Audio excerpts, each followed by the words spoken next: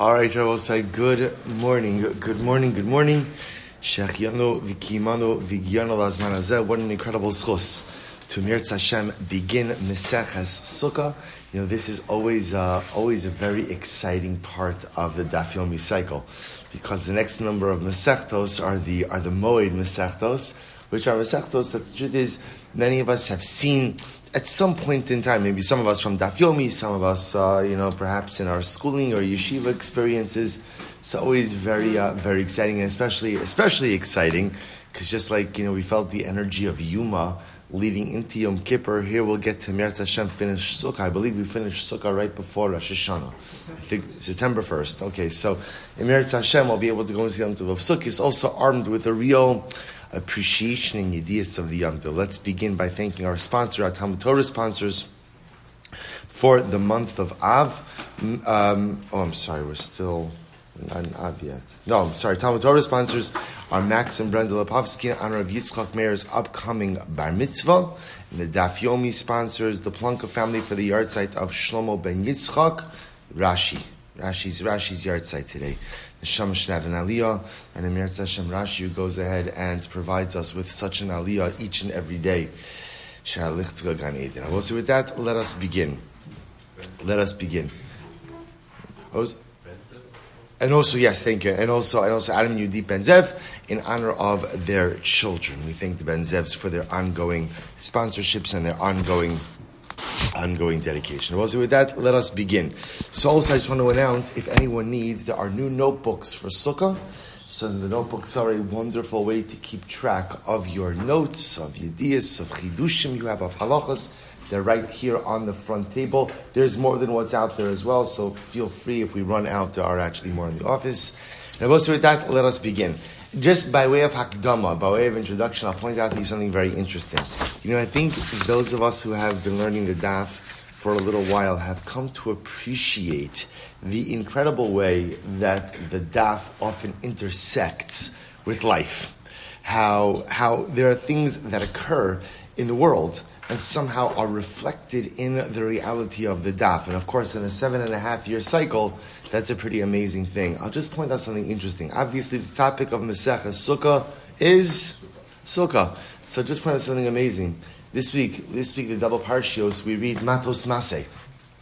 And in one of the remember in Parshas Maseh, the Torah goes through all of the journeys of Klal Yisrael. And in Perek Lamed Gimel Pasuk Hey, the Torah says, Vayisu b'nei Yisrael meRamses vayachanu basukos. Vayachanu basukos. The first stop that Klal Yisrael made after we left Egypt, because remember again, Ramses is Mitzrayim. The first stop we made was ultimately in the place called Sukkos. And it's an incredible, incredible thing, because as we go through the Masechta, we will begin to see that the power of the Sukkah, the Zohar writes that the essence of the Sukkah is Tzela Dehemenusa. It's the ability to go ahead and live under the protective shade or the protective shadow of the Ribono Shel Olam.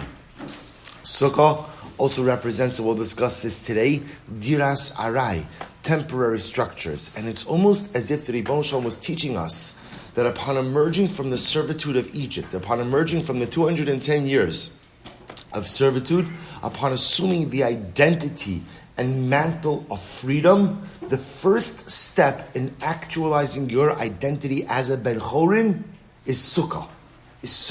You can't be a Jew, you can't be a member of Am Yisrael without Sukkah. More specifically, the Hashkafa of Sukkah. The Hashkafa of Sukkah, that two-pronged Hashkafa. Number one, that we live in the protective shadow of HaKadosh Baruch Hu.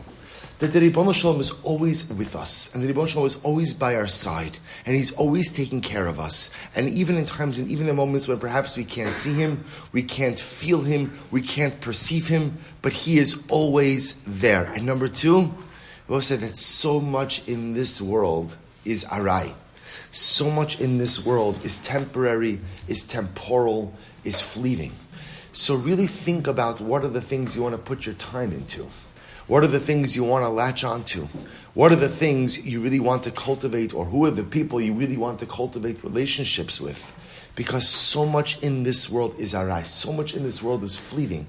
And all too often we get so caught up in the temporal things in life that we forget to really pay attention to the nitzchi things, to the things which spring eternal, to the things which have true longevity, to the things which will follow us not just in this world but in the olam ha'emes as well. So vayisu b'nei Yisrael me'Ramses, as soon as we left Egypt, the first step, Sukkos. Because in order to be a Jew, in order to be a Ben Chorin, you need Sukkah. And so with that, let us begin.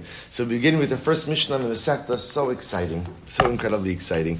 Sukkah shigavoa l'malu me'esrim amos. So we'll say if you have a Sukkah that is taller than 20 amos. So what's the halacha? Psula. The Sukkah is pasul. Such a Sukkah invalid. Again, obviously, Rashi points out, Mefarish Megara will see exactly what the problem is in the Gemara. Rabbi Huda Machshir. Rabbi Huda, on the other hand, holds that halacha l'maisa, even a sukkah that is taller than 20 amos is going to be kosher. So machlokes. That's machlokes number one. Next, v'she'ena gavoa asar tvachim. So we'll say after the Mishnah talks about the maximum height of the sukkah, that a sukkah can't be more than 20 amos. So the Mishnah now goes into the minimum height of the sukkah. What's the minimum height? 10 tfachim. 10 tfachim. Okay. V'she'en la shalosh defanos. And furthermore, again, a sukkah must have a minimum of 3 walls. V'shechamasa, or I should say differently. If it doesn't have, let's read it the way the Mishnah reads it. Right? So the Mishnah says, if it's taller than 20 amos, it's pasul. If it's less than 10 amos, it's 10 tfachim, it's pasul. If it doesn't have 3 walls, it's pasul. And lastly, v'shechamasa meruba mitzilasa psula. If the schach allows in more sun than shade, it is pasul as well. So I will say, if we kind of phrase it in the positive, what we come out with is as follows. Right? Number one, a sukkah must be within 20 amos. Right? A sukkah cannot be less than 10 tfachim. A sukkah must have a minimum of 3 walls. And the schach on the sukkah must provide more shade than sunlight. Good. We'll say if you take a look at Rashi, Rashi says something very interesting over here. V'shechamasa meruba mitzilasa. Rashi says, well, so again, these are all concepts that we're familiar with. If the schach allows in more sun than shade, then ultimately it's not really schach, right? So what's the pshat? So it's pasul. Rashi says, this is very interesting. Hamuat batal barov. We'll say the wording over here is very fascinating. Rashi says, if you have a sukkah and the schach allows in more sun than shade, what does that effectively mean? What does that mean? Right? It means there's more open space than schach. There's more open space than schach. So Rashi says, when that happens, hamuat batal barov. It means the muat, the item which is less, which is in this case is the schach, is batal to the open spaces. V'harihu kami she'eno. And it's as if there is no schach. And I will say the entire essence of a sukkah, v'al shema schach, kruya sukkah. Again, this is an idea that we will keep on reinforcing. The entire essence of a sukkah, the identity of the sukkah, is rooted in the schach. So this is really quite fascinating. And in fact, the Rishonim and the Achronim deal with this Rashi, because Rashi is saying something very enigmatic. Rashi is saying the psul of chamasa meruba mitzilasa is a problem of bittul barov. Right, that ultimately, again, the schach, which is the miot, the lesser item, is batal ultimately, again, in the larger item, i.e. the sunlight. We'll see, what's the problem with this? Again, we didn't get to chulin, we did chulin already, but we'll get to chulin again. It's bittul barov 101, that midi deminkar, something that is recognizable, is not batal barov. We'll see, I'll give you a perfect example. If you have three steaks. 2 are not kosher, 1 is kosher. If they get mixed together, what's the halacha? Batal barov, right? Chad betrei batal. Technically, what happens if the non-kosher steak, somebody, stamped on it, not kosher? Not kosher. It says not kosher, right? You say, batal barov, it's batal, what am I going to do? It doesn't work like that. Bittul does not work when all the items are recognizable. So I'm just pointing it out. We're not going to deal with it, but it happens to be many take issue with this explanation of Rashi. Then what do you mean it's bittul? First of all, you don't need to get into this. It's a simple explanation. Chamasim Yeruba Mitzilasa is going to be problematic, is going to be puzzle, because that's not Succah. The entire essence of Succah is a roof. What's the goal of a roof? What's the purpose of a roof? Protection. Protection, at least from the elements, which is manifest, at least in some way, in the ability to provide shade. So if you don't provide shade, as evidenced by the fact that there's more sunlight coming in than shade, then by definition, it's not a roof. That is not Succah. If it's not Succah, then by definition, you have an invalid sukkah. Okay, so I'm just pointing it out. Rashi advances a very fascinating explanation, which many take issue with. Good, Rabbi saying, Mazel Tov, we finished our first Mishnah. Beautiful, beautiful, beautiful. Tanan. Rabbi say, here we go. Says the Gemara. Tanan awesome. We learned there. Rabbi say, now the Gemara is going to quote the Mishnah from Eruvin. Mavoi shu gava me'eser mama yimait. So we'll say, so literally translated, you have a mavui that is taller than 20 amos. Now, of course, we know this doesn't literally mean mavui, but rather, what is this referring to? This is referring to the Korah. Remember, again, let's take a quick look at Rashi over here. Rashi says, mavui shu gavoa, mavui shu sasum mishalosh tzdadim. Remember, again, back to our Eruvin days. I know not everybody wants to go back to our Eruvin days, but again, go back to our Eruvin days for a little bit. Remember, the Talmudic setup was, you had multiple homes that opened up into a shared chutzner, a shared courtyard. Then multiple courtyards which opened up into a shared mavoi, an alleyway, and then that alleyway would open up into Rishus Harabim.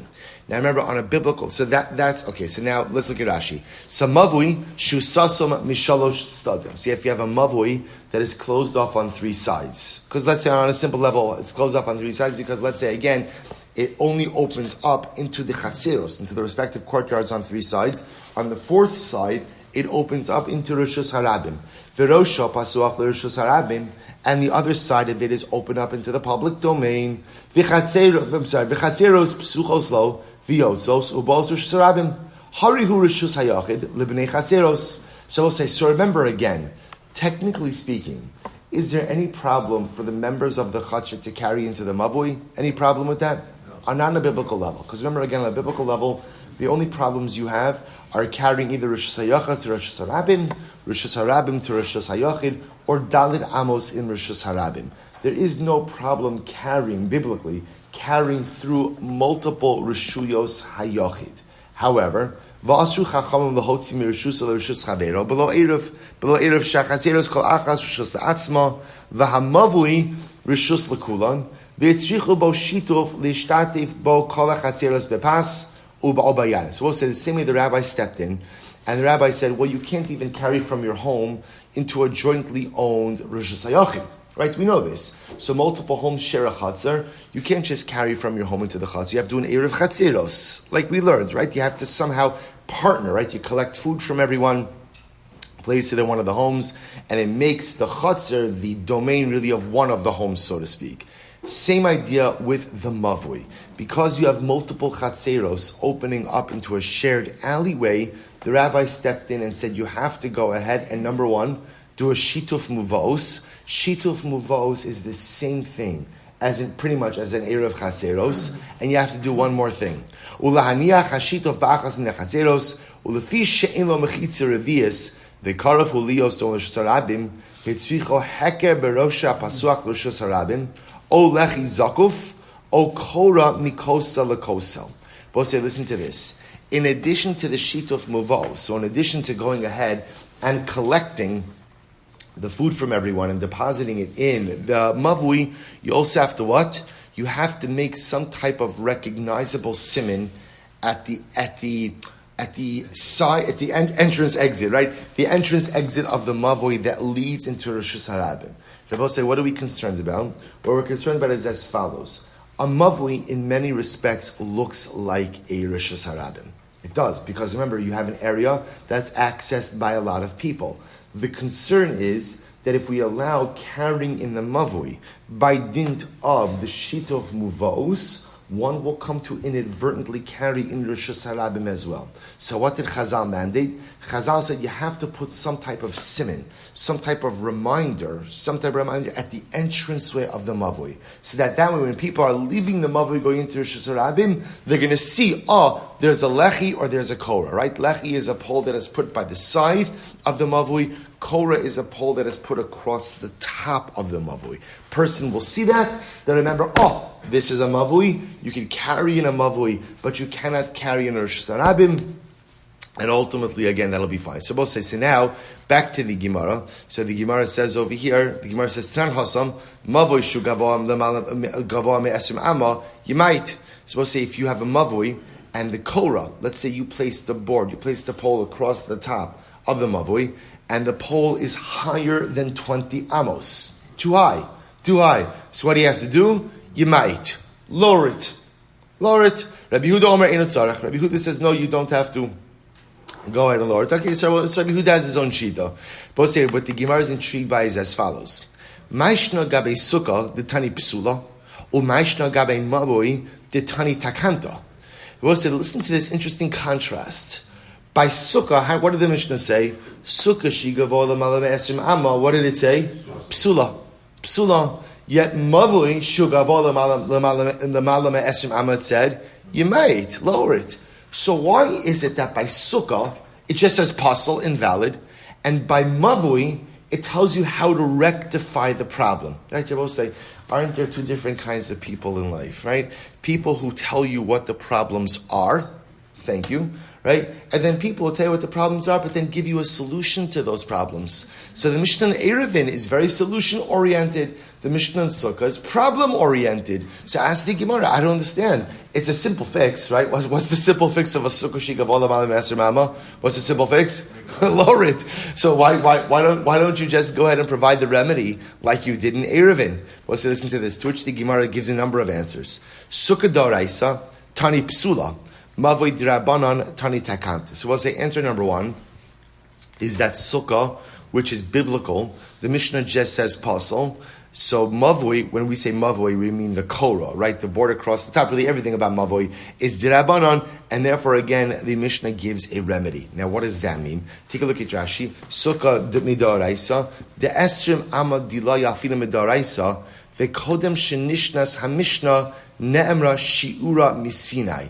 Then I will say, interestingly enough, we will have to see. We do not yet know where does. Also, just remind you again, there are notebooks, new notebooks for Sukkah over here on the front table. If anyone needs, please feel free to take in there. There are extras.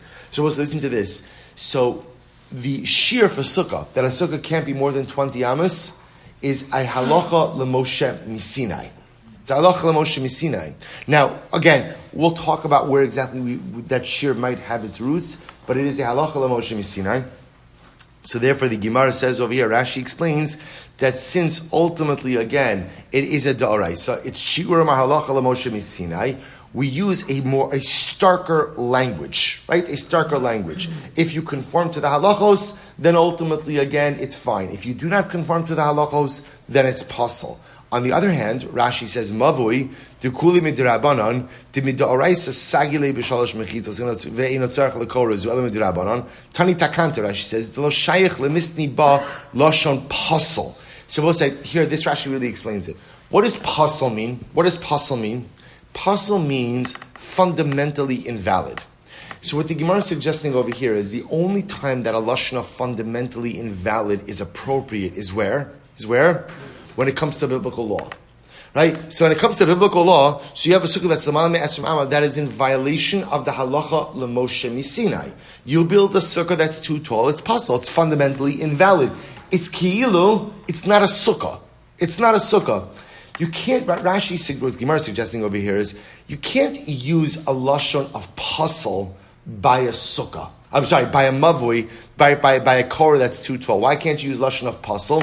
Why not? Because we'll say, because it's d'rabanan. It's d'rabanan. There is no pre-existing framework that says you must have this. It's a rabbinic innovation. So the lashon of pasul, which means that something is inherently and fundamentally invalid, does not apply, the Gemara is suggesting, by rabbinic law. So look at Rashi. Therefore, Tani Takant. So both say in the absence of the ability to use the word puzzle. So the Mishnah just simply tells you what you need in order to remedy the problem. Dani takanta to lo shayich lemisni balashon puzzle. You can't say puzzle by mavoy. Deman pasla kovdem shenishnas mishnazu. Hari hi tchilas hara asel mitzvaso. Who made it puzzle? What do you mean it's puzzle? It's not puzzle. Midaraisa the mavoy is fine. Midaraisa the mavoy doesn't need anything. The rabbis came along and said you need something. You can't use lashon puzzle. So we'll say it's interesting because according to this approach, it sounds like what the Mishnayos are trying to do is as follows: that in the wording of the Mishnah is conveying to us what's a din derabanan versus what's a din daraisa. So by saying sukkah shigavo lamala me'esrim amma, we'll say, can you fix a sukkah that's more than 20 amas tall? Yeah. In fact, that's going to be tomorrow's daf. We're going to see how you can fix a sukkah like that. It's complicated, but lamaisa, when the Mishnah says psula, it's the Mishnah's way of teaching us, by the way, the shear of esrim amma is a halacha l'moshe misina. It's a din daraisa. Masha'inke, when the Mishnah Eruvin talks about the Korah, right, the border cross, that's too tall, the Mishnah says you might bring it down, so therefore it doesn't use Lashon HaPasul, which teaches me that halacha l'maisa, it is a din dirabanan. Incredible. V'bai sema, but say that's answer number one. V'bai sema, second possibility. I just want to take an opportunity to welcome Moshe Ben Sion. Moshe Ben Sion joining us now from Eretz Yisrael. Just made Aliyah this week. Incredible. Moshe Ben Sion, so wonderful to see you. Such a schos. All right. Halavai v'shal b'zocha. V'bai sema. What's the other possibility is b'da'oraisa nami tani takanta. What's the other possibility is as follows. That even when it comes to a da'oraisa, sometimes when you have an invalid da'oraisa, the Gemara will also give you a way to remedy the problem. So if that's the case, why doesn't the Mishnah also just say you might, right? Just like by Korah. So if you have a Korah that's more than 20 yamas, just bring it down. So ultimately say the same thing. Say the same thing by Sukkah. Listen to this. We'll say, this is fascinating. Miu, Sukkah, dinefishe milsa, pasik v'tani psula. Mavui, delo nafish milsa, Tani Takanta. So what the Gemara now suggests is as follows: that when it comes to Sukkah, there are a lot of halachos when it comes to Sukkah. A lot of halachos. So we'll say, as we're going to see, if you have a Sukkah that is more than 20 amas, right? So it sounds simple. What do you do with it? How do you fix it? Lower it. It's not so pashut, right? As we're going to see. So we're going to see in tomorrow's daf. Because we'll say there are so many halachos. For example, if you go ahead and already put the schach on while the walls were invalid, and then you validate the walls by lessening them, and the schach was there, that sukkah is not kosher. There's a whole thing, tasev lo mina asui. There's a whole thing. So the Gemara says, the Mishnah can't get into the halachos of how to go ahead and remedy a sukkah that's too tall, because it's too, the Gemara will get into this, but it's too complicated and too involved for the Mishnah. So therefore, all the Mishnah is really able to comment when it comes to a sukkah that is lamala me'esrim amma is pasal. Pasal, that's it. However, mavli will say, if you have a korah which is too tall, it's a simple fix. What's the simple fix? Just lower it. There's nothing else to do. So we'll say, so this is really also just a very intuitive and fascinating answer. What the Gemara is simply saying is, no, the lashon of pasal, and I will say, by the way, the second answer is much more supported, because throughout Shas, we find the lashon of pasal used by dirabanans all of the time. So the Gemara says, psula pasal is not limited to daraisas. The reason why there's a distinction between the Mishnah, where the Mishnah deals with a sukkah that's too tall versus a korah that is too tall, is because rectifying a sukkah that is too tall, more than 20 amas, is a complicated, involved process that often requires many steps. Masha'inkein, rectifying a mavoi that is too tall, is a one-step process. Incredible, right? Rashi goes through all the problems. So we'll say, so now we come to it. So we'll say, so first of all, just following the flow of the Gemara. So issue number one, the Gemara contrasts the lashon of the Mishnah in Sukkah with the Mishnah in Eruvin, right? A mavui that's too tall, a sukkah that's too tall. We gave two answers as to why the Mishnayos used different wording. Answer number one, sukkah's d'oraisa, mavui is d'rabanan. Gemara Mishnah only used Lashon Apostle with Dorai, says not the Rabbanans. Answer number 2 is that how to rectify a sukkah that is too tall is a much more involved process, which the Mishnah does not have the scope to handle, whereas rectifying a mavui that is too tall is pretty simple. Good. So I'll say now we get into the kishkas of this. Let's say, how do we know that a sukkah that is Lamala Me Esrim Amma is possible? Now we'll say that this is an interesting question as well, because Rashi pointed out that it is a halacha l'Moshe Misinai. But what the Gemara seems to be saying is, okay, that I understand it's halacha l'Moshe Misinai, but at the end of the day, so from where, what is the core issue? What is the problem with a sukkah that is lamala me'esrim amma? To which the Gemara is supposed to say, so here we're going to give 3 different answers, and then spend the rest of the day, the rest of the shir, really going through fascinating answers. Amar Rabbah, so we'll say, here we go. First shita of Rabbah. Do Amar Kra, because Rabbah said, Leman yedu doro seichem ki besuko so shafti es b'nei Yisrael.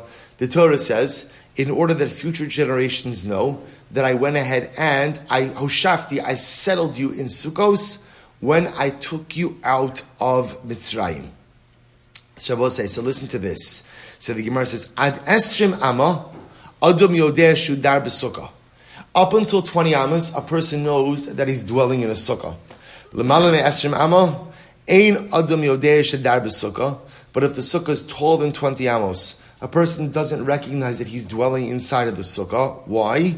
Mishum de lo shalta ba'ina. Because ultimately, again, his eyes don't really wander that high. Lo shalta ba'ina literally means he does not set his eyes upon it. So we'll say, so let's unravel this shita of Rabbah, because there's a number of very interesting ideas over here. Look at Rashi Leman Yedu. Rashi says, Asay sukkah shishivasani kares lacha.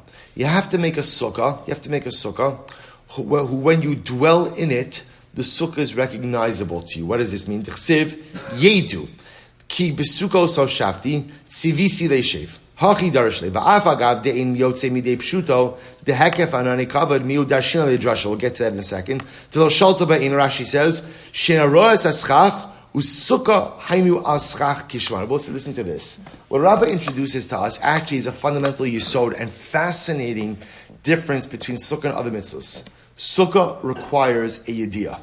In other words, we'll say, interestingly enough, by mitzvahs in general, right? We paskin mitzvahs tzrichos kavana. But in fact, the way the halakha really understands that concept, when you do it, you have to have kavana. But that kavana actually is pretty much like a very basic kavana to perform a mitzvah, right? Nothing really deeper than that. Interestingly enough, by sukkah, when a person enters into the sukkah on the first night of Yom Tiv, a person has to have specific kavana, that I'm doing this in order to remember the fact that HaKadosh Baruch Hu took me out of Egypt, took my ancestors out of Egypt, and housed us in sukkahs, whatever those sukkahs are, huts, clouds. A person has to have that yediyah. If you don't have that mindset when you walk into the sukkah on the first night, interestingly enough, one is not really yotzei the mitzvah. So you could be sitting there, making kiddush there, eating there, doing everything there, but without the mindset, without the recognition, at the end of the day, one is not yotzei. Why, says the Gemara? Leman yedu dorosechem. There is a yediyah. So listen to what Rava says. The both say, why is the sukkah called the sukkah? So we're going to discuss this. But Hashem aschach, right? The essence of a sukkah is the schach. That is the essence of it. So therefore, says Rava, in order to have a yediyah, you have to have an ocular connection with the schach. You have to have an ocular connection with the schach. So Rabbi says, up until 20 amas, people look up that high. More than 20 amas, what happens if you want to look up? What happens if you want to look up? You almost have to crane your neck back, right? Move your neck back. People don't do that. So the idea that Rabbi says is a sukkah has to be structured in a way that when you sit in it, the sukkah is within ocular range. The schach is within ocular range. If the schach is not in ocular range, then by definition, that's not a sukkah. It's a chisarn in the yediyah. So up until 20 amas, the schach, which is the ikar of the sukkah, is within ocular range, and therefore spurs the yediyah. But if the sukkah is taller than 20 amas, then halacha lemaisa again, the schach is out of ocular range. That is a chisaron, that is a lack ultimately in your yediyah, in your recognition. Incredible. Both say that's the position of Rabbi. Rabbi Zera says bihacha. The sukkah tia litzel yomam mechor. So we'll see here, Rabbi Zera quotes the pasuk from Yeshaya, and sukkah, the sukkah tia litzel yomam. Sukkah should be your shade during the day from the harshness of the winter. Ad esrim amma adam yoshe b'tzel sukkah. Lamala me esrim amma ein adam yoshe b'tzel sukkah ela b'tzel defanos. So also listen to this. Rabbi Zera says, different issue. The shade, the pasuk says, where does the shade of the sukkah have to come from? The schach. If the sukkah is up until 20 amas, the shade comes from the schach. Any taller than that, where does the shade come from? The walls. So what's I say? Interesting. Again, we'll see nafkaminas between all of these opinions. So we've got Rabbi Zera. So Amalei Abaye asks on Rabbi Zera, Elame ato ha'oses sukaso ba'ashtaros karnaim. But Abaye says, but 1 second. According to that logic, if a person goes in and makes his sukkah in Ashtaros Karnaim, we'll say, what's Ashtaros Karnaim? Rashi says over here, Shnei Harim Gedolim. Ashtaros Karnaim are two large mountains, Vashvela Beinehem, and there was a valley in between. Umitoch Gova HaHarim in Chamuz Rach Sham Shvela. So we'll say, listen to this, the valley was so deep that essentially the sun really never shined in the valley because it was eclipsed by the mountains. Sabaye says, Rabbi Zera, according to you, that the shade of the sukkah has to come from the schach and not from the walls. If you build your sukkah in Ashtaros Karnaim, you build your sukkah in a valley, it should be not kosher, right? It should be puzzle. To which the Gemara says, Amrlei, no. So Rabbi Zera will say, Hasam dal Ashtaros Karnaim ikat sel sukkah. Hacha dal defanos leket sel sukkah. Essentially, what Rabbi Zera says, Rabbi say, is all you need is a cheftza of sukkah that is kosher. If you were to take away the mountains, right, will the sukkah provide you shade from the schach? And the answer is yes. In this case over here, if you were to take away the walls, would the schach provide you shade? And the answer is no. So therefore, again, what Rabbi Zera really says, interestingly enough, and we're going to say this is actually going to be a very important topic, is how much do we look at the cheftza of the sukkah and ignore the surroundings versus looking at the surroundings and not just the cheftza of the sukkah. In any event, Rabbi Zera says, what I'm talking about is the cheftza of the sukkah has to be one in which the schach provides the shade and not the walls. Good. So we'll say we've got Rabbah and we've got Rabbi Zera. One more. Rava Amar Mehacha. This is beautiful. Rava says, I'll tell you why sukkah l'malam esrim is going to be possible. It's from here. Rava Amar Mehacha. Basukos teishu shivas yamim. The Torah says you have to dwell in the sukkah for 7 days. Amra Torah. Kol shivas hayamim tsei diras keva v'shev b'diras arai. What does the Torah say about say? The entire essence of sukkah is to leave your permanent dwelling and to enter into your temporary dwelling. Sukkah is supposed to be diras arai. It is supposed to be a temporary dwelling. Why is this important? Says Rabbah. Ad esrim amma adam osed diras or diras arai. Up until 20 amas, a person makes a temporary dwelling. Lamala me esrim amma. But more than 20 amos, ein adam osed diras or diras arai. Ella diras keva.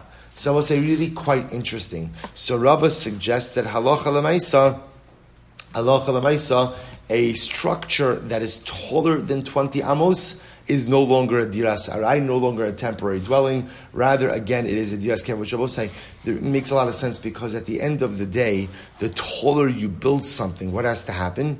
Right, the more stable it has to be. So amazingly enough, so this is Rav. So I will say, so what we have over here. So I'll just point out something interesting to you on this idea. You know, the Sfas Emes.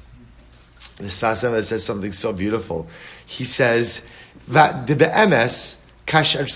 We'll take a pause for a moment. The be'emes kasha halachnu b'midbar arbaim shana havi keva. So the Sfas Emes points out something really fascinating. We'll say, how long did we live in Sukkos for? How long did we live in Sukkos for? 40 years. 40 years. Right? So Sfas Emes says, isn't it interesting, Rava? You're saying that the sukkah has to be a diras arai, has to go ahead and be a temporary dwelling, yet we lived in the sukkos for 4 decades. It's diras keva. So listen to this, Sfas Emes says, Aval ratzon haya, sheyikansu b'nei Yisrael miyad le'eretz Yisrael, v'lios kach diras arai ha'sukkah. Lochin tzarech lios ro'i le'diras arai. The Sfas Emes says it's true. It ended up being a diras keva. But what was it supposed to be initially? A diras arai. It was only supposed to be temporary. Both say, so what? So the Sfas Emes says something absolutely amazing. And you know what he says? There's a deeper message in Sukkah as well. Because when Sukkah started out, it was supposed to be a temporary dwelling. It's true, it turned into a permanent dwelling that we lived in for 40 years. So Sfas Emes says something so beautiful. Part of the mitzvah of Sukkah is when you walk into your Sukkah, and I will say, life has a way. You start out wanting to do certain things. You start out wanting to accomplish certain things, wanting to go on a particular derech, having certain dreams and aspirations. And then what happens? Life happens, right? Life happens. And you get derailed. And sometimes we forget about all the things we wanted to do, all of the things we wanted to accomplish. Sometimes in life, it's important to remember those initial dreams and aspirations. It's important to remember what I wanted to be, who I wanted to be, and what I wanted to do. Says the Sfas Emes, when we walk into the Sukkah on Sukkos, I'm walking into really what my ancestors lived in as a diras keva, but what HaKadosh Baruch Hu really intended as a diras arai. The avoda of Sukkos is to remember those things that I wanted to do, never got to do, but maybe there's a chance to reclaim those aspirations of the past as well.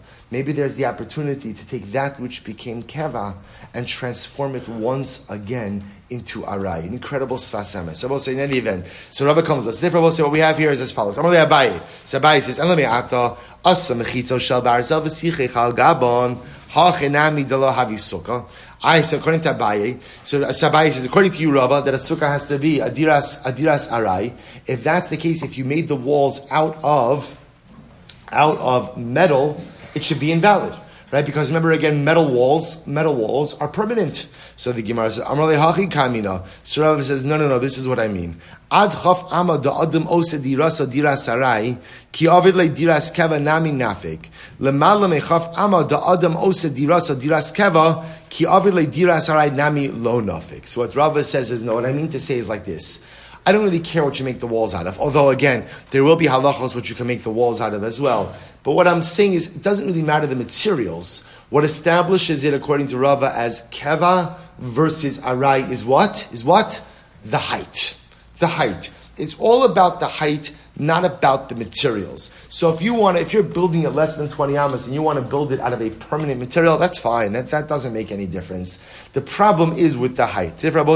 So what we have over here are three explanations as to why a sukkah that is lamala me'esrim amo is problematic. Let's just go through them again very quickly. So Rabba says it's an ocular issue. When you sit in the sukkah, the schach has to be in constant ocular range. You have to be able to see the schach because the whole yesod of sukkah is schach. Leman yedu dorosechem, a yediyah. If the schach is within 20 amas, you'll always see it. Above 20 amas, you won't see it. That's Rabba. Rabbi Zera, sukkah is all about what? Shade. Shade is all about the shade of the schach. Up until 20 amas, you sit in the shade of the schach. More than 20 amas, what are you sitting in? The shade of the walls. That's Rabbi Zera. And finally, Rava holds that halacha lemaisa, sukkah has to be diras arai. Has to be an impermanent or temporary dwelling. Anything more than 20 amos, by definition, is permanent. Less than 20 amos is not permanent. Beautiful. So we'll say, now Amud Beis, let's go through and now we begin to analyze all of the different shitos and explain why no one holds like the other. So here we go. We'll say I would also just sometimes, again, everybody learns differently, but sometimes, especially with the notebooks, kedai to write down just the machlokes, or if you're using your Gemara, underline the Gemara, because I will say again, even just as a chazara tool, just being able to retain the three shitos, Rabbi Zera, Rava, is an incredible way just to remember the daf. We all know the occupational hazard of Daf Yomi is retention. I would venture to say none of us, include myself in this, will remember all of the shakla, all the back and forth. But if there are a couple of pieces, both of halacha as well as hopefully inspiration, that we could take away from each daf, it allows us to hold on to something. So three-way machlokes. Amud Beis, says the Gemara, Kulu kiraba lo amri. So both say, I understand that Rava and Rabbi Zera will not hold like Rabba. Why not? Why not? Because also remember again, Rabba said, "Leman yedu doroseichem ki besukkos so shafti es bnei Yisrael." So these other two opinions will say, hahu yedil dorosi. I will say, in fact, interestingly enough, because that pasuk, they'll say, Rabba, you are misusing the pasuk. The pasuk is not talking about ocular view of the Succah. The pasuk is talking about the obligation to remember that HaKadosh Baruch Hu took us out in Sukkos in future generations. That's the pasuk is talking about. Leman yedu doroseichem ki besukkos hashati. It's telling us that we must remember this miracle. Look at Rashi. Hahu, first line on top on Avav Beis. Lav biyadi adi yeshiva sukkah ka'amar, ela biyadias doros. So they're saying, Rabbi, you're totally misusing the pasuk. See, Rabbi is using the pasuk Leman Yedu Dorosechem to teach you a din in Sukkah. Literally, that the Succah must be within 20 amos. Rava and Rabbi Zera will say to Rabbi, that's not the topic of the pasuk. The topic of the pasuk is that future generations should remember that which occurred in the desert. Okay, so that's why Rava and Rabbi Zera will not hold like Rabbi. The Gemara says, Rabbi Zera nami lo amri. Why won't Rabba and Rava hold like Rabbi Zera? Remember again, Rabbi Zera quoted the pasuk from Yeshaya, v'sukkah tiyel yomam, that a sukkah is supposed to be for shade, right? And remember again, up until 20 amos, he's sitting in the shade of the Succah. More than 20 amos, he's sitting in the shade of the walls. So why don't the other two opinions hold like Rabbi Zera? Hahu limos hamashiach hu dichsiv. Once again, let's say Rabbi Zera, you're using the pasuk in the wrong way. That's not what the pasuk is saying. The pasuk in Yeshaya is talking about the Messianic era. It's not talking about the Yom Tov of Sukkot. It's talking about, again, the hut that you're going to live in, right, in the Messianic era. For Rabbi Zera, imkein lemakra, first of all, look at Rashi, limos hamashiach, osam sukkos yulitzel la'oneg, ulamistar, aval sukkos mitzvah eino litzel. I will say the Navi in Yeshaya is actually is talking about in the Messianic era what's going to happen. Things will be so tranquil that what's going to happen? Everyone's going to have their nice, beautiful outdoor hut to sit back and relax and enjoy life. That's the sukkah. It's not talking about a halachic sukkah. It's talking about I don't know, what would you call it? Like a portico. You know, what do they call it? A gazebo, a gazebo. So you're gonna relax with your, with your drink with a little umbrella in it, and it's gonna light, and life is gonna be good, and Mashiach's gonna be here, and you're gonna relax, right? That's what it's talking about. It's not talking about the mitzvah of Sukkah. Rabbi Zera still saying, no, if that's the case, imkein leimakra v'chuppah tiyel etzel yomam. If that's the case, then why does the Navi say the lashon of Sukkah? It can just say chuppah. We'll say, what does chuppah mean? Chuppah means a canopy. A canopy. If you want to just tell me people are going to sit under a canopy and relax, because there's going to be so much tranquility in the times of Mashiach, just use a different word. Umay sukkah tiyel etzel yomam. So there Rabbi Zera will say, why does the pasuk use lashon of l'sukkah? V'sukkah tiyel etzel yomam. Shamas mina tarti. As Rabbi Zera will say, I don't ignore the fact that the subject of the pasuk is the Messianic era. I agree with that. I just think the pasuk is giving us two lessons. Number one, giving us a window into Emeretz Hashem, the beautiful tranquility. That'll be the hallmark of the Messianic era. But it's also giving us an insight into Hilchos Sukkah and telling us that Allah Chalamaisa, the goal or the role of a Sukkah is to provide shade. That shade must come from the Succah. If the Sukkah is less than 20 amos, the shade comes from the Succah. If the Sukkah is more than 20 amos, the shade comes from the walls, and that is going to be problematic. Gemara says, Kirava nami lo amri. So we'll say, Rabba and Rabbi Zera won't hold like Rav. Remember again, what did Rava say? Rava was our last shita. Rava said, "Basukos teishu shivas yamim." Right? Rava says that sukkah has to be diras arai, a temporary structure. Less than 20 amas is diras arai. More than 20 amas is diras keva. So why doesn't everyone hold like Rava? Mishum kushya da Abaye. Because they will say ultimately again because they were bothered by Abaye's question. Remember again, what did Abaye ask on Rava? Abaye said, Rava, according to you, you should not be able to essentially build the walls of a sukkah from any permanent type of material, right? Abaye gave the example of metal. Well, metal is not always the best example, as we'll discuss. But Lamaisa, he said you shouldn't be able to build the walls from any permanent material. So the others, i.e. Rabba and Rabbi Zera, are bothered by that same kasha as well. Okay, so we'll say, so now we understand. So now we have our three shitos, Rabba, Rabbi Zera, Rava. Now I also understand why no opinion holds like the other. Now we're going to quote a couple of brises and try to figure out whose opinion they align with. So here we go. So Kiman Azla Hadam Rabbi Yoshia Marav. So we'll say whose opinion is reflected in the following statement of Rabbi Yoshia in the name of Rav.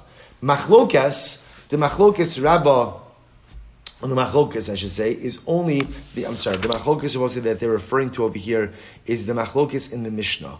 Remember, I will say back to the Mishnah for just a moment. We had a Machlokas Tanakama and Rabbi Huda. Sukkah shilamala me'esrim lamala me'shugavoa lamala me'esrim amma.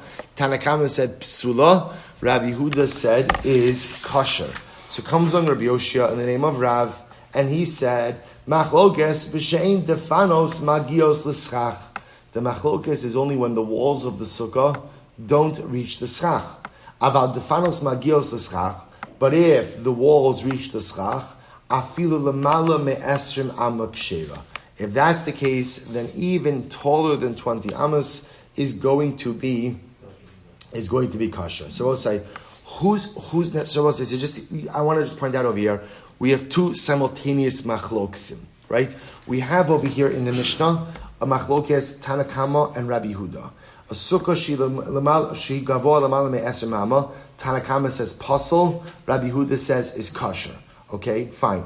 Now in the Gemara we have a three-way machlokes in the opinion of the Tanakama. Why is sukkah that is lamala me'esrim amma? Why is it pasul? Why is it pasul? So that's Rabba, Rabbi Zera, Rava. Now what's happening over here is as follows. Rabbi Yoshia is coming along and saying, oh, by the way, the machlokes in the Mishnah is only in a particular case. The only time the Tanakhama and Rabbi Huda argue is when the walls of the sukkah don't reach the schach. That's when the Tanakhama will say, if it's taller than 20 amas, it's going to be pasul. Less than 20 amas, it's kosher. And Rabbi Huda will say, no, it's going to be kosher anyway.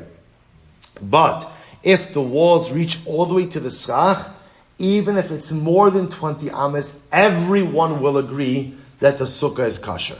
Okay, so Rabbi said, now what do we have to figure out? Whose construct does that fit into, right? Is that Rabba, Rabbi Zera, Rava? So the Gemara says, Kiman, Kirabba. It must be Rabba, Da'amar Mishum Dolo Shalta Ba'ina. It must be Rabba, because remember again, I will say, Rabba held, what's the problem of a sukkah that's the Malame Esramama? What was the problem?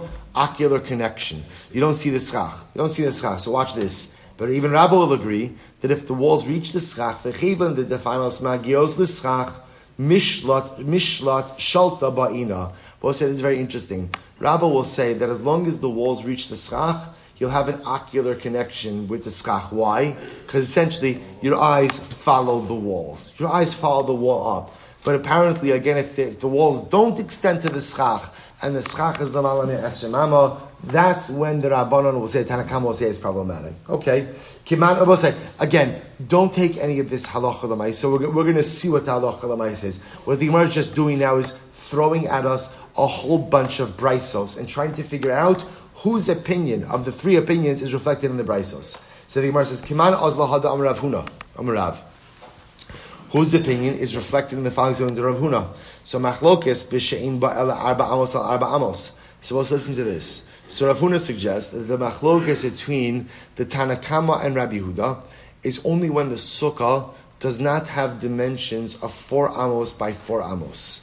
Aval yesh b'yosem me arba amos al arba amos. But if the sukkah is more than 4 amos by 4 amos, afilu mamala me esrim amak shera. Even if the schach is taller than 20 amas, the sukkah is still going to be kosher. So we'll say, whose opinion does that reflect? Kiman, ki Rabbi Zera.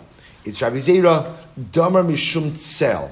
Rabbi Zera will say, ultimately, will say, what was the problem with the sukkah that's taller than 20 amos? What was the problem with Rabbi Zera? That the shade comes from the walls and not the schach. The chevan de revicha. Now we'll say, interestingly enough, remember, as long as the sukkah is wide enough, or long enough, large enough, that allows for the schach to provide the shade and not the walls. So kevan de revicha, since it's large enough, ikatzel sukkah. Ultimately, again, there is the shade of the walls, and that is sufficient. Fine.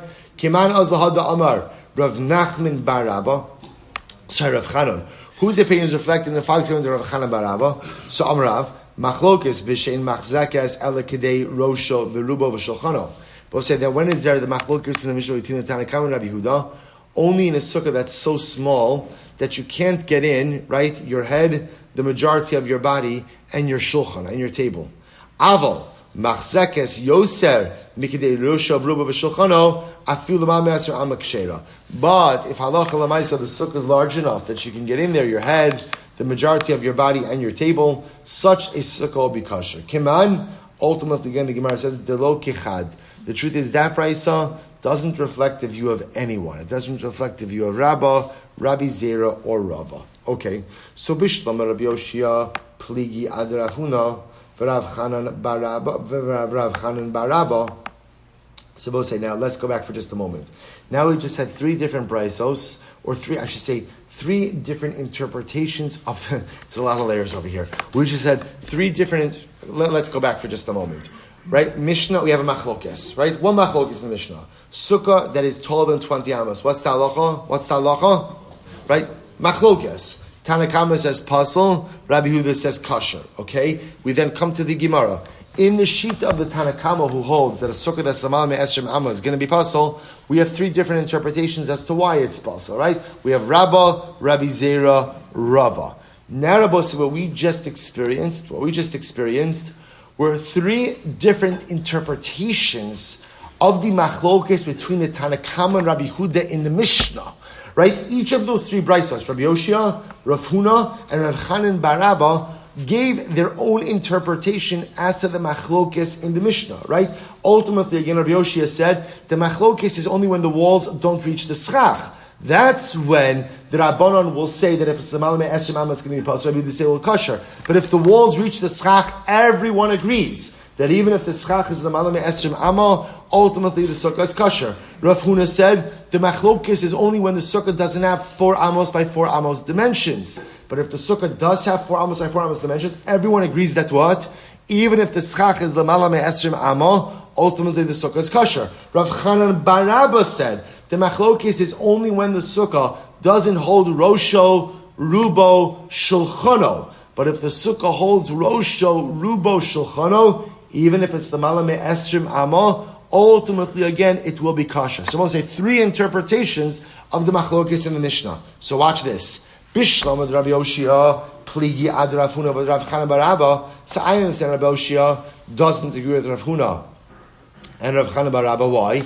Di'inhu kayav shiura b'mishcha v'ihu lo kayav shiura b'mishcha. Because we'll say, interestingly enough, the common denominator between Rav Huna and Rav Chanan Barabba is that they are both giving opinions as to the dimensions of a sukkah. Right? They hold that the whole machlokes of l'mala me'esrim amma, pasul or kosher, is dependent on the size of the sukkah. Whereas Rabbi Yoshia understands it, that it's all about the walls reaching the schach. El Rav Huna, Rav Chanan Barabba, nema behechsher sukkah kamiflagi. But I will say it would appear that Rav Huna and Rav Chanan Barabba have a much more yesodistic machlokes. What's the yesodistic machlokes, Rabbi say? About the minimum dimensions of a kosher sukkah. Maybe that's what they're arguing about. Maybe Rav Chanan, right? Maybe Rav Huna holds the minimum dimensions of a sukkah are what? Dalet amas by dalet amas. And Rav Chanan Barabba holds the minimum dimensions of a sukkah are what? Rosho, rubo, shulchano. Large enough to hold your head, the majority of your body, and your table. To which the Gemara says, "Demar savar hechsha sukkah ba'arba amos, umar savar hechsha sukkah b'machzekes rosho, rubo, v'shulchano." So I'll say maybe their machlokes is much more yisodistic machlokes. To which the Gemara says, "Lo, dechuli amma hechsha sukkah rosho." I'll say we will get into this sugya. It's going to be quite interesting. But the Gemara posits that now everyone agrees with the minimum shear of sukkah. I will say the minimum shear of sukkah is going to be, has to be large enough to hold your head, the majority of your body, and your table, which we will define as approximately 7.5 tfachim by 7.5 tfachim. But again, we'll see that sugya. V'hacha b'haka meflagi.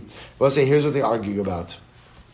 Dimar savar b'machzekes rosho v'rubo v'shulchano pligi aval yosem rosho v'rubo v'shulchano divrei akol kshera.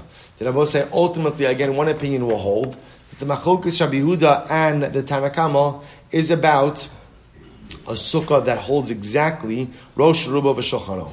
But more than Rosh Ruba v'Shulchano, everyone will agree that even if the sukkah is l'mala me'esrim amma, it'll be kosher. Umar Savar, Meirosho, Beruba, V'Shochano, Ad Dalet Amos Pligi. And the other opinion holds that no, the machlokes is between the shear of Rosho, Verubo, and Dalet Amos.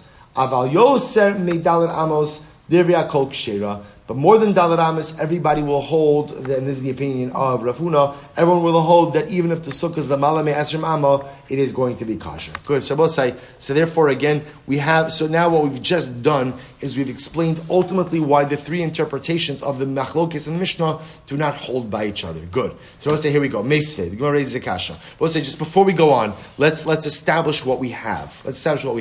So right, we have Machlokes in the Mishnah, Sukkah Shigavol Lamala Me'asrim Amma. Right? Tanakama says Pasol, Rabbi Huda says Machshor. We'll leave aside the rest of the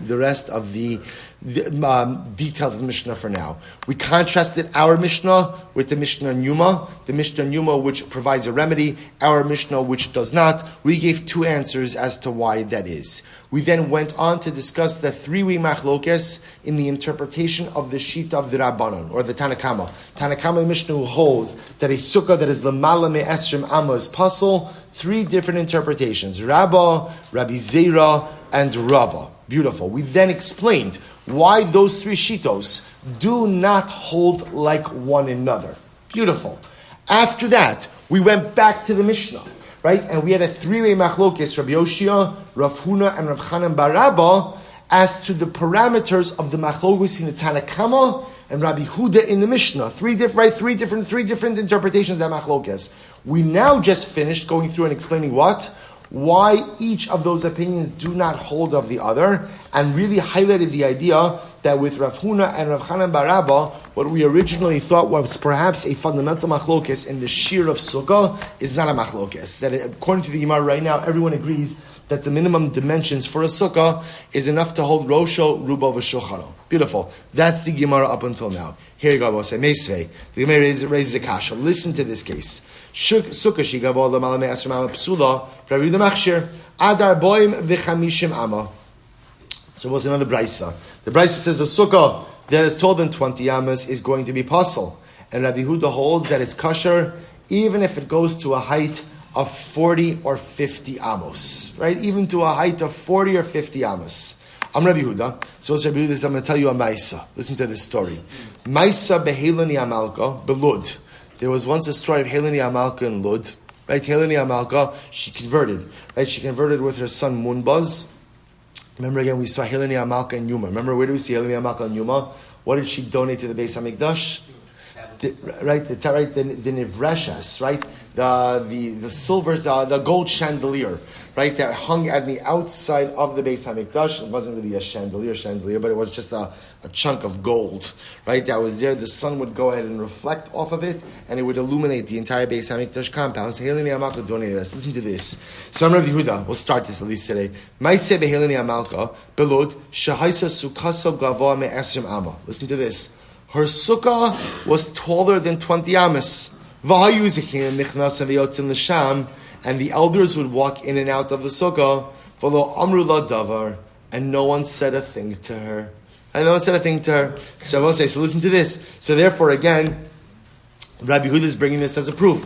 So the Chachamim are coming to visit the queen, all of Sukkot. They see her sukkah is too tall, and what? No one says anything. Rabbi Yehuda says, what do you see from here? That is kosher. Amrullah Misham Raya. Really? That's what you got, Rabbi Yehuda? That's all you got? Right? That's what you're bringing? Isha Haisa. Heleni Amalka is a woman. Upitura min sukkah. Let's say a woman is pater from Sukkah. Sukkah is a mitzvahs asay shazman grama. Right? My wife reminds me of this every time the temperature goes above 90 degrees. Right? Hatzlacha. Right? So remember, Sukkah is l'mala me'esrim amma. I'm sorry, Sukkah is a mitzvah asay shazman grama. So Heleni Amalka, they didn't say anything because it doesn't matter. Right? It doesn't matter. So if she sits in a sukkah that's kosher, not kosher, it doesn't matter. Amr lahen, valo shiva banim hayula. But Heleni Amalka had 7 sons. She had 7 sons. So even if she didn't need the sukkah, and even if you want to say that her sons were young, at least one of her sons must have needed the sukkah. V'od kol ma'aseh lo asta el api chachamim. Furthermore, again, everything Heleni did, she always did according to the halacha. Right, so we'll stop over here for today. We will, Amirat Hashem, pick up with this story of Heleni Amalka tomorrow. We'll say Mazel Tov Yashchach and beginning with Sukkah. I will say also just a little bit of a schedule change for tomorrow.